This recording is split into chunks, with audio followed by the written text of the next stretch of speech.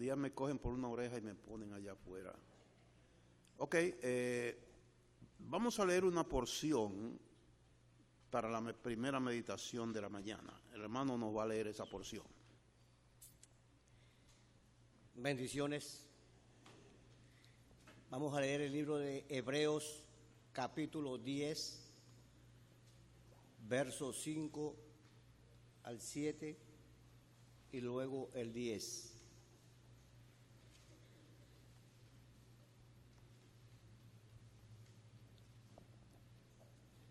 Por lo cual, entrando en el mundo, dice: sacrificio y ofrenda no quisiste, mas me preparaste cuerpo. Holocaustos y expiaciones por el pecado no te agradaron. Entonces dije: he aquí que vengo, oh Dios, para hacer tu voluntad, como en el rollo del libro está escrito de mí. El 10.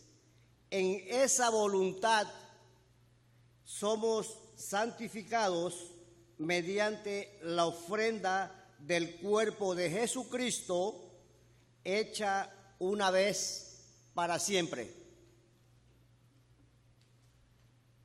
Muy bien, el versículo 14 también me puede leer ahí, y el 17. Porque con una sola ofrenda hizo perfectos para siempre a los santificados. Añade: y nunca más me acordaré de sus pecados y transgresiones. Muy bien, gracias hermanos por la lectura de la palabra de Dios. Espero que todos la leyeron. Yo quiero de ese versículo hasta el versículo 25 sacar 3 pensamientos para la primera meditación. El primer pensamiento es lo que somos. El segundo pensamiento, lo que tenemos. Y el tercer pensamiento es lo que debemos hacer.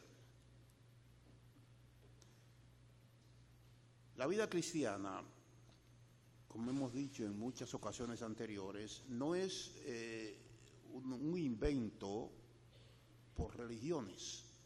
La vida cristiana es un sistema de vida que Dios mismo diseñó para aquellos que crean en el Señor Jesucristo. Nosotros mismos no estamos inventando, aunque muchas veces lo hacemos, cómo es la vida cristiana. La vida cristiana está diseñada clara y perfectamente en la Biblia. Y nos enseña 2 puntos de vista diferentes. Un punto de vista mientras estamos aquí en la tierra, el concepto que el mundo tiene del cristiano. Y nos enseña también la verdadera realidad de la obra de Jesucristo en nuestras vidas desde el punto de vista de Dios.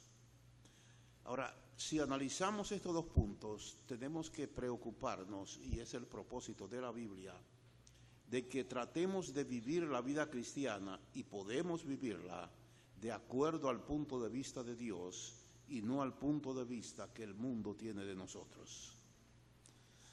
En el mundo en que vivimos, el cristiano no significa nada, no vale nada.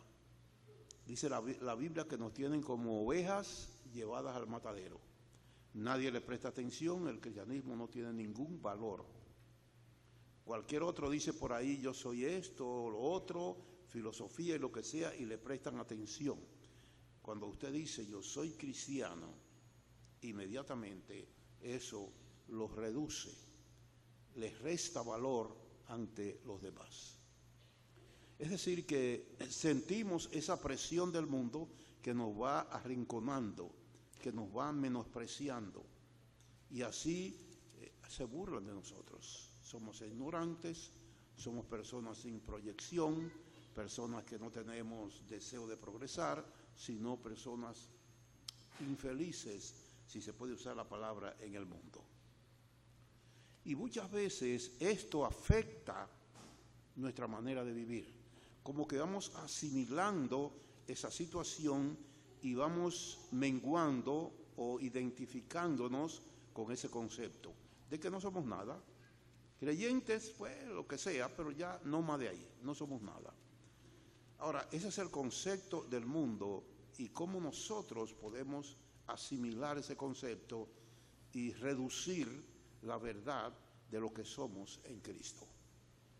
Ahora, Dios tiene otro punto de vista distinto, basado en la obra del Calvario, lo que la obra de Jesucristo hace en una persona que verdaderamente, y enfatizo ese concepto, ha aceptado a Jesucristo como Salvador personal. Esa persona que tomó esa decisión basada en una reflexión de su vida espiritual y su necesidad de salvación y le entregó su vida a Jesucristo, no importa dónde estuviera ni lo que suceda, le entregó su vida a Jesucristo, esa persona, desde el punto de vista de Dios, tiene un valor sobrenatural.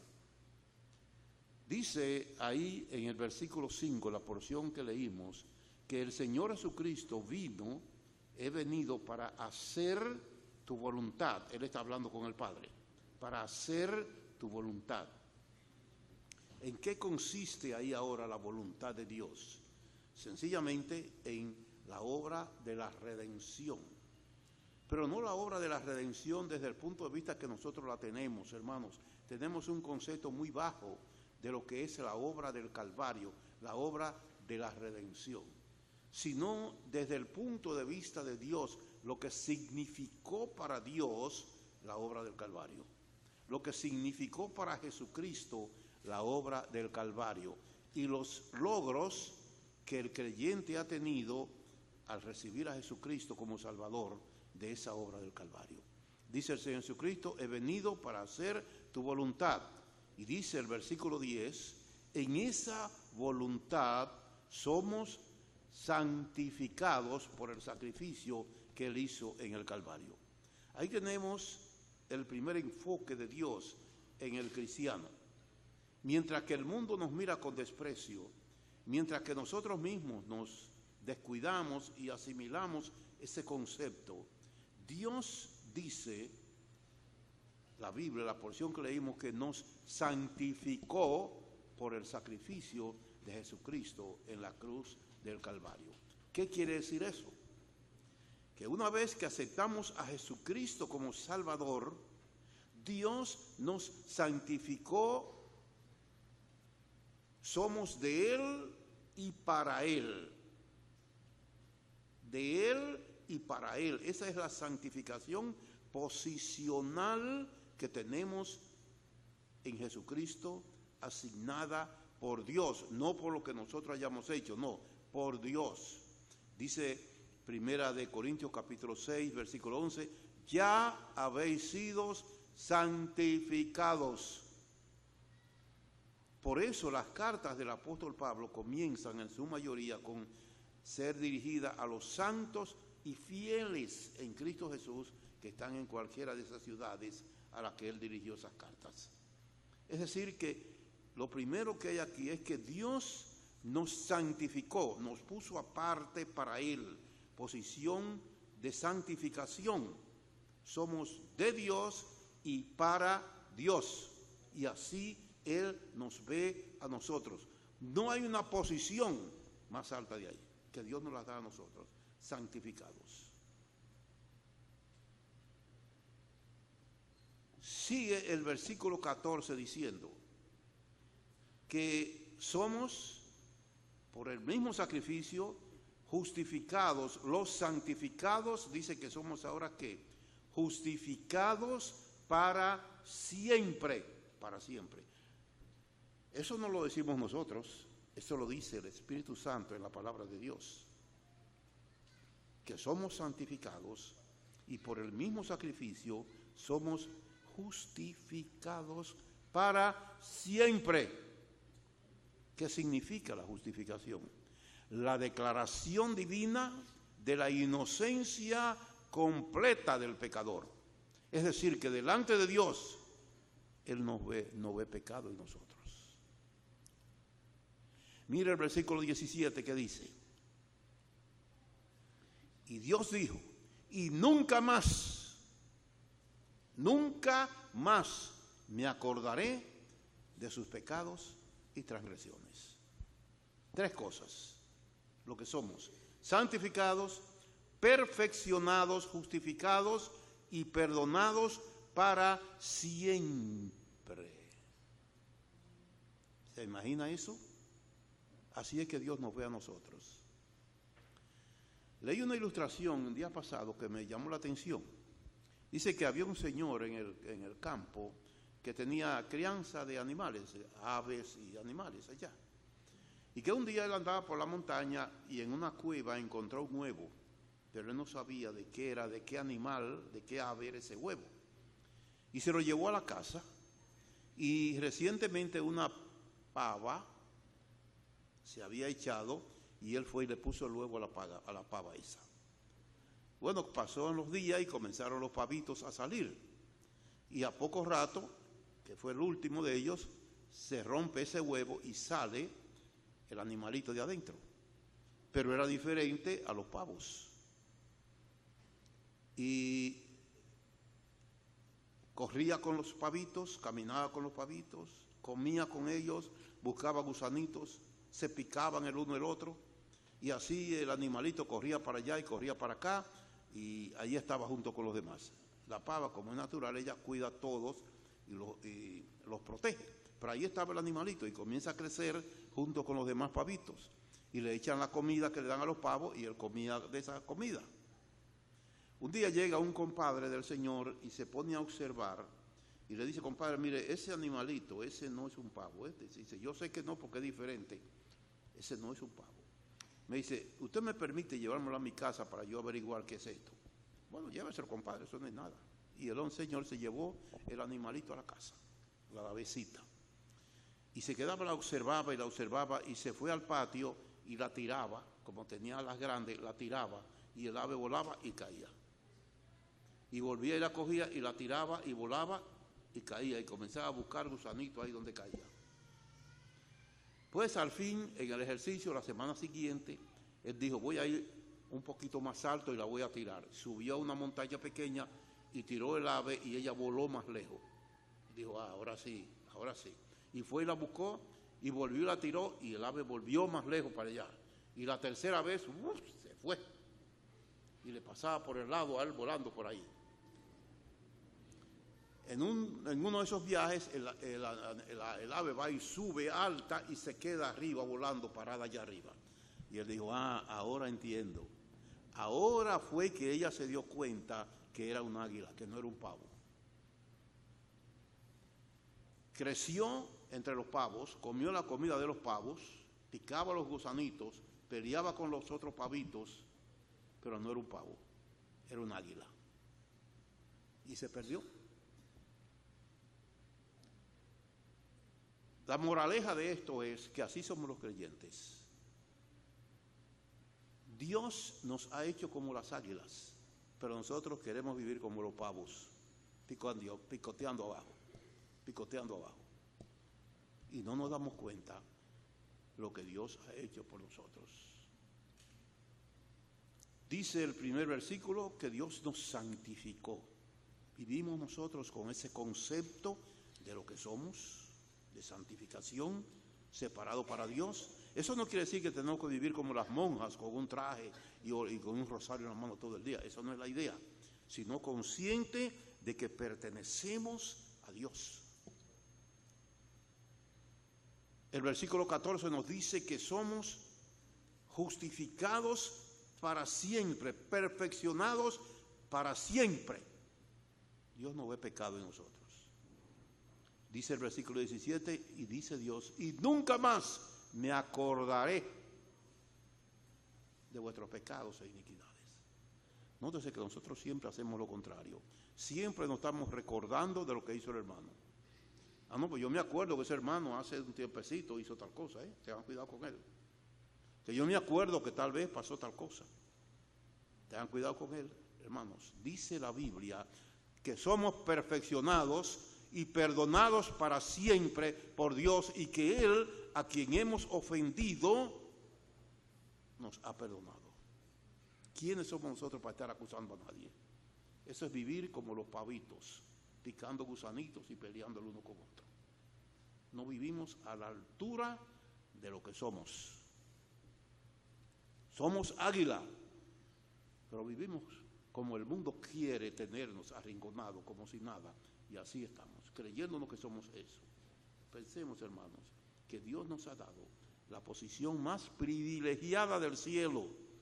Dios el Padre, Dios el Hijo, el Espíritu Santo y la Iglesia, los creyentes.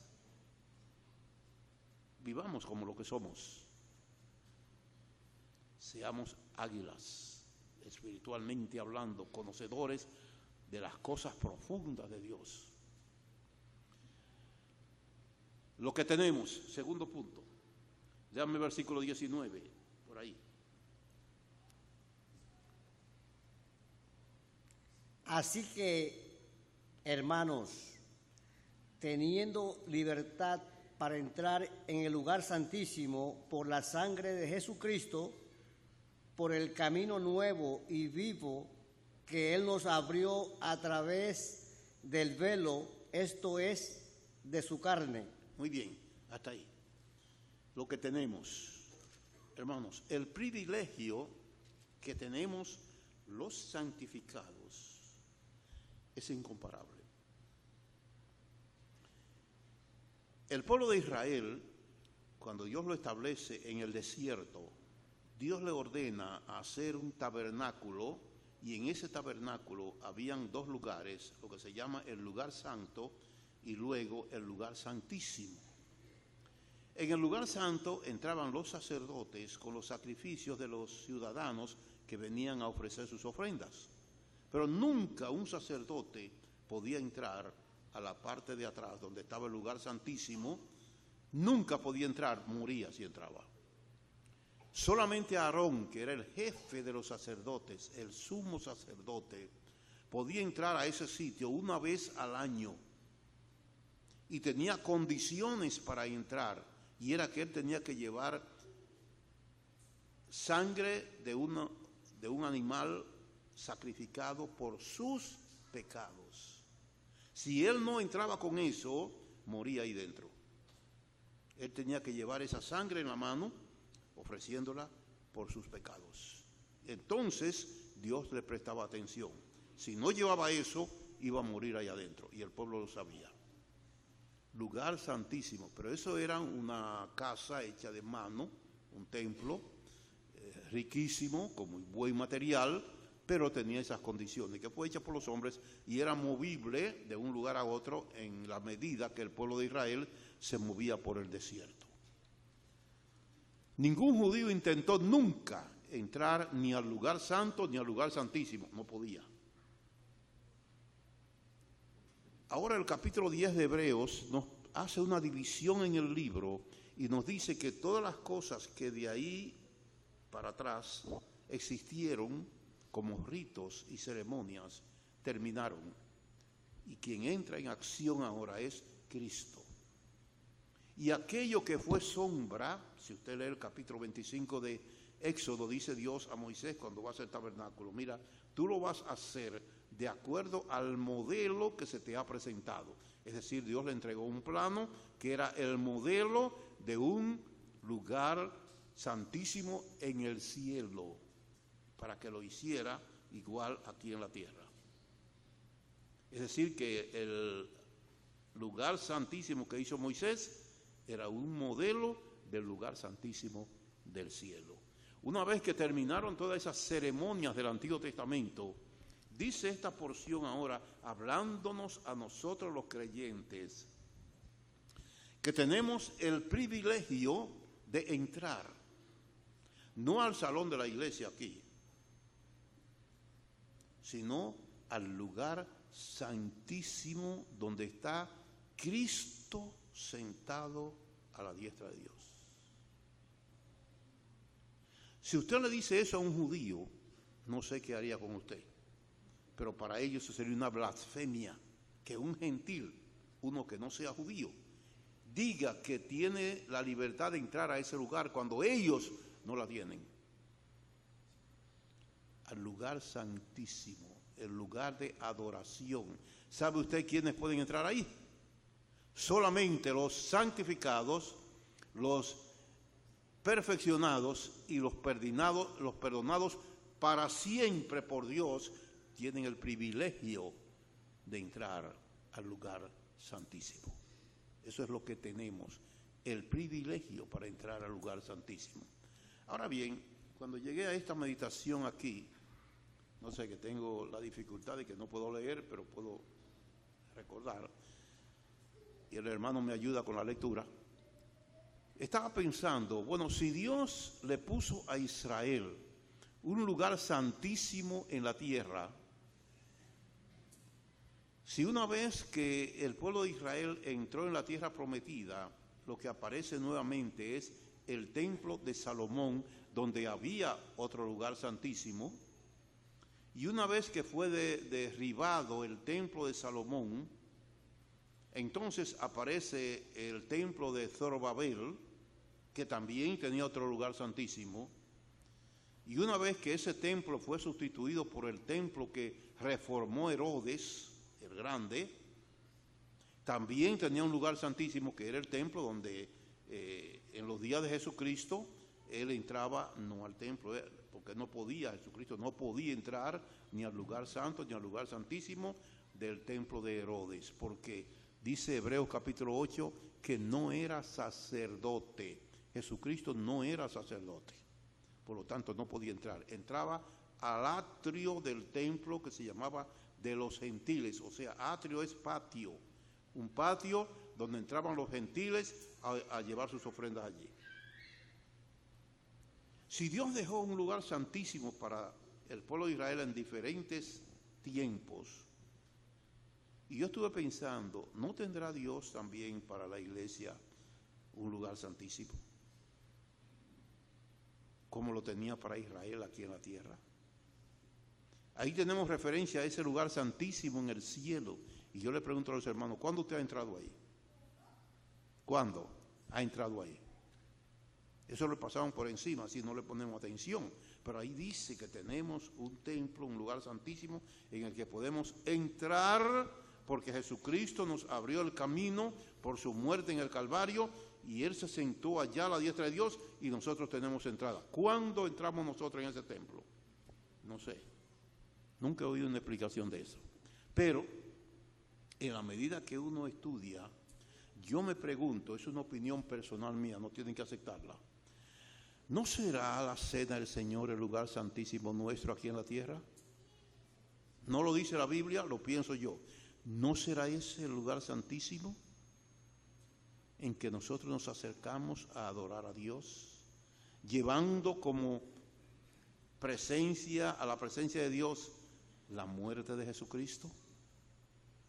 ¿No dijo Él, haced esto en memoria de mí, partiendo el pan y la copa?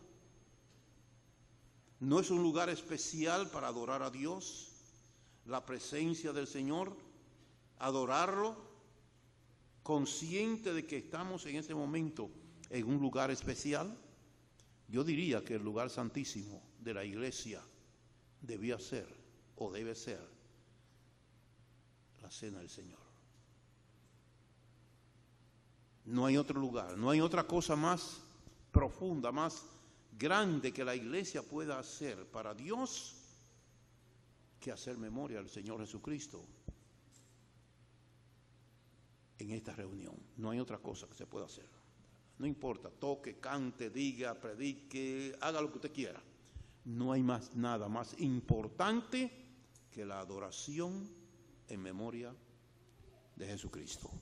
Y nosotros venimos a la cena y traemos a la presencia de ese Dios, del Señor, el momento del sacrificio de Jesucristo, cuando su sangre fue derramada por nosotros, cuando Él tuvo que entregar a su Hijo y descargar todo su juicio sobre Él. Ese es un momento especialísimo para Dios y para nosotros. Es interesante que lo dijera eso después que habla de la posición que tenemos de parte de Dios, de lo que somos. Dice, después de lo que somos, lo que tenemos, la libertad para entrar. ¿Quiénes? Los santificados, los perfeccionados, los perdonados. Tenemos una entrada con libertad a la misma presencia de Dios para adorarlo. Pero hay condiciones. Léame los versículos siguientes, hermano.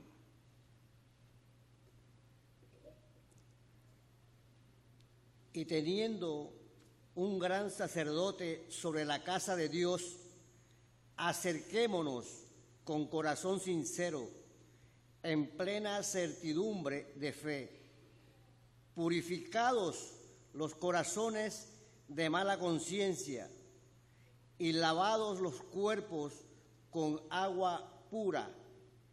Mantengamos bien, firme. con agua pura, hasta ahí. Ahí tenemos 4 condiciones que debemos de tomar en cuenta para entrar al lugar santísimo. Ese es en el cielo, 4 condiciones. Ahí la tenemos. Repítame esas 4 condiciones. Acerquémonos con corazón sincero. 1. En plena certidumbre de fe. 2. Purificados los corazones de mala conciencia. 3. Y lavados los cuerpos con agua pura. Ok, ahí tenemos esas 4 condiciones. Para acercarnos allá se necesita un autoexamen. Y luego corregir las fallas que haya en esas 4 áreas para tener esa libertad de entrar al lugar santísimo. ¿No dice eso en 1 Corintios capítulo 11, versículo 28 por aquí? Que debemos de examinarnos a cada uno y entonces participemos de los símbolos. Cada uno examinarse para entrar a celebrar los símbolos. Casi que hay una condición también en la cena del Señor, como una condición para entrar al lugar santísimo. La cena del Señor es un término, aparece en la Biblia ahí, pero son adjetivos que reducen el concepto. Si nosotros lo entendemos bien, usted dice, hermano, yo voy para la cena del Señor, lo entendemos bien, pero si usted dice dentro de personas no creyentes, yo voy para la cena del Señor, ¿qué entienden ellos? Que usted va a una cena y le va a sorprender que sea a las 9:30 de la mañana, que lo que haya desayuno. En segundo lugar, que es una cena del Señor. ¿Quién es el Señor? ¿Quién es el viejo ese que usted le va a hacer una cena a las 9:30 de la mañana? ¿Usted te fija? No tiene sentido. Ahora bien, porque los términos van perdiendo valor y al perder valor nosotros perdemos también interés en lo que estamos haciendo. Estaba comentando con el hermano que me gusta muchísimo cuando los magos vinieron donde Herodes a buscar el niño rey que había nacido. Y ellos le dijeron, su estrella hemos visto en el oriente y venimos ¿a qué? A adorarle. Esa es una frase, hermano, que no ha perdido ningún valor nunca. Yo vengo a adorar a mi Señor. Yo vengo a adorarse. Cena, olvídese de eso. Partimiento del pan, olvídese de eso. Yo vengo a adorar. Eso tiene peso. Eso tiene respeto. Eso tiene temor. Yo vengo a adorar al Señor. No vengo a sentarme a los bancos de la iglesia. No vengo a no hacer nada. Yo vengo a adorar al Señor. Eso tiene peso. Entro al lugar santísimo de la iglesia a adorar al Señor. Él me dio ese privilegio. Tengo esa bendición de que yo puedo entrar directamente al lugar santísimo a adorar al Señor. Tenemos ese privilegio. ¿Cuál es la tercera cosa? Siga leyendo. Mantengamos firme, sin fluctuar, la profesión de nuestra esperanza, porque fiel es el que prometió. Y considerémonos unos a otros para estimularnos al amor y a las buenas obras, no dejando de congregarnos como algunos tienen por costumbre, sino exhortándonos, y tanto más cuando veis que aquel día se acerca. Muy bien, ahí tenemos lo que debemos de hacer ahora. Somos santificados, perfeccionados, perdonados, tenemos el privilegio que nadie tiene.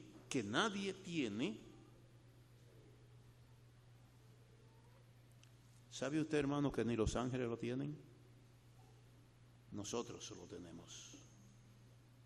De acercarnos al lugar santísimo. Ahí solamente está Jesucristo sentado a la diestra de Dios. Por supuesto, el Espíritu Santo. Y nosotros podemos entrar. ¿Cuál es nuestro deber? ¿Qué debemos de hacer? Dice, estimulaos los unos a los otros. Quiere decir, motívense, anímense a hacerlo, hermanos. No dejen de congregarse para adorar a Dios. No dejen de congregarse. Eso es un mandamiento, hermano, No dejen de congregarse para adorar a Dios, como algunos tienen por costumbre. Es una exhortación a que nos reunamos, a que participemos, a que nos motivemos los unos a los otros y vengamos como una familia, que es la parte que tenemos que ver con la comunión cristiana. La comunión no solamente es una reunión de creyentes con el Señor, es una reunión de creyentes con hermanos y el Señor.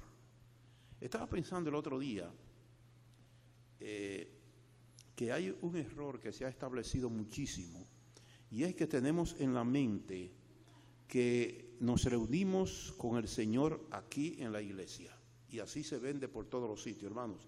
Usted dejó al Señor esperando porque usted no vino el domingo. El Señor se quedó esperándolo. Eso no es verdad.